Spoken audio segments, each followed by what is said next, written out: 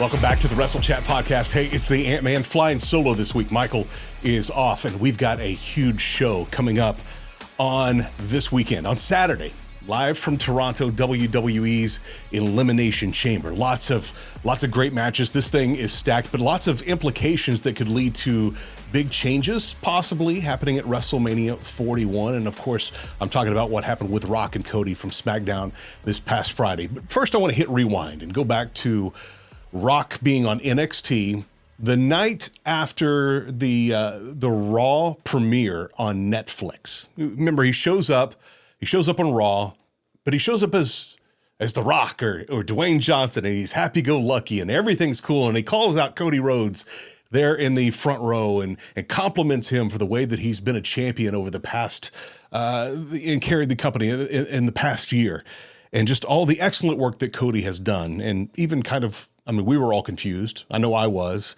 It looked like Cody was confused down there in the seats as well. And then we even see some behind the scenes footage of Rock and Cody exchanging some sips of Terramana tequila. Then we go to NXT the next night, and he comes out and he says, you know what, maybe you should just enjoy the ride.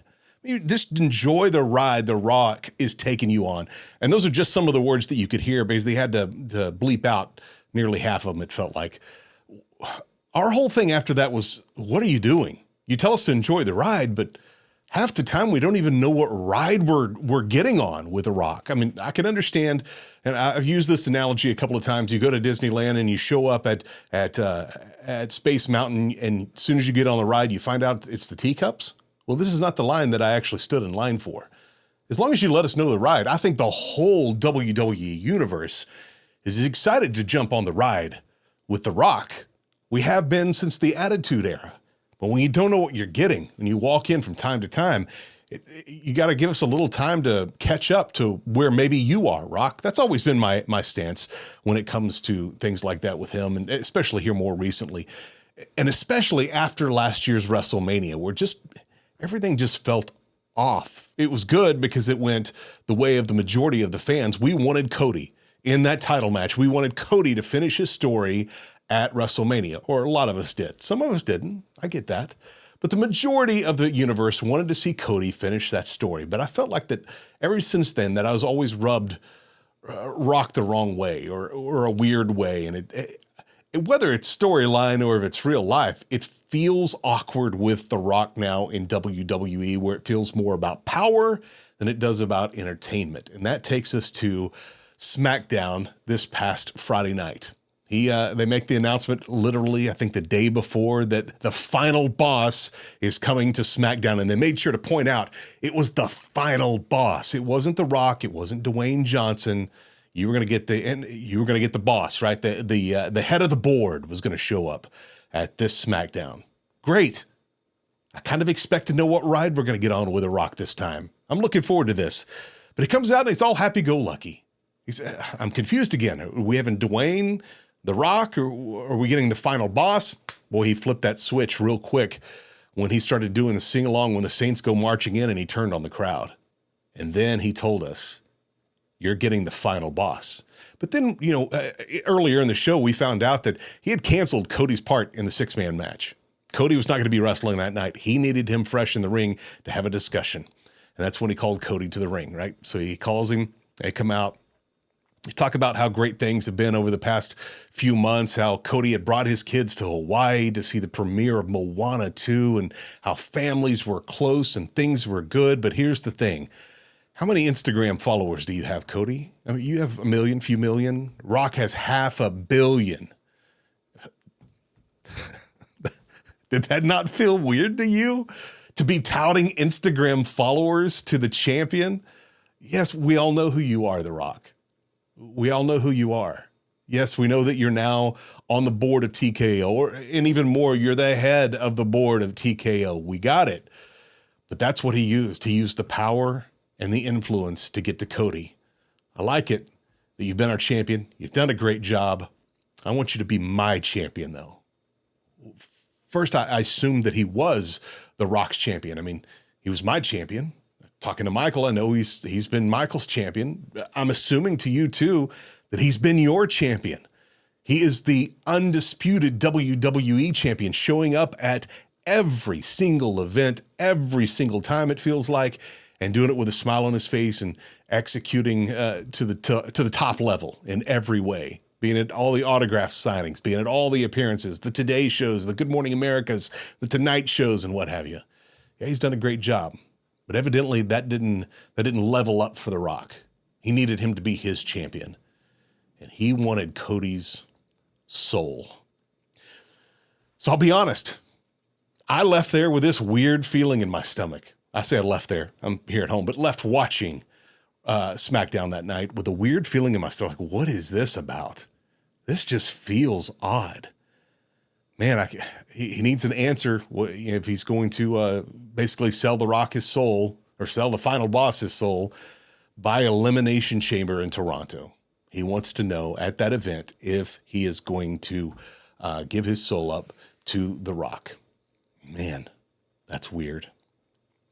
And yes, we all know that everything's a part of creative. But we also got this from The Rock at the press conference afterwards. I think to be able to have a storyline and two characters who are very popular, to never have to get in the ring for a match, but yet still hold this really unique, compelling, like, off-putting, and it's kind of weird, and he wants his soul. What does that mean? I love it, and I loved every moment, and Cody did too as well. We had a few tequilas after tonight. You had, okay, I get it. We're all wrestling fans. If you're watching this right now, assuming that you are, and thank you if you're watching on YouTube right now, if you're listening on the free iHeartRadio app or Spotify or on Apple, thank you. And if you haven't hit subscribe yet, love if you would do that. It makes a big difference, and it's free for you. But here I am thinking, okay, yes, we all just watched that. Yes. Did I need to know that you guys, toasted, thinking, man, yeah, this is a good idea backstage? I felt like Rock kind of treated this not like professional wrestling, not like sports entertainment, but like a movie premiere. Man, playing this part of Maui and Moana 2 was such a great experience. And, the whole cast, we all thought that this was just fun to all get back together. And I passed around bottles of Terramana there at the premiere, and it was amazing. We had a great time, and it all showed there on the screen. I see guys doing that. But I don't hear guys talking about how great they think that their angle is going on professional wrestling. I think maybe even more than the Cody, I want your soul part left me feeling weird. That comment left me feeling weird about The Rock. And could you just let it play out? Could you just let it play out? Now we're starting to jump on the ride, and you pulled us back off the ride again. That's where I have a lot of confusion with The Rock. You want us to just enjoy the ride The Rock is taking you on. But why do you keep stopping the ride? Stop stopping the ride, Rock. We're all on board now. Let it roll. Let's see what happens coming up this Saturday at Elimination Chamber and what answer Cody has. If you can block out what The Rock just said, if you could block out him talking about he and Cody loving this new storyline and toasting to Terramana backstage, let's just wait and see what happens coming up this Saturday.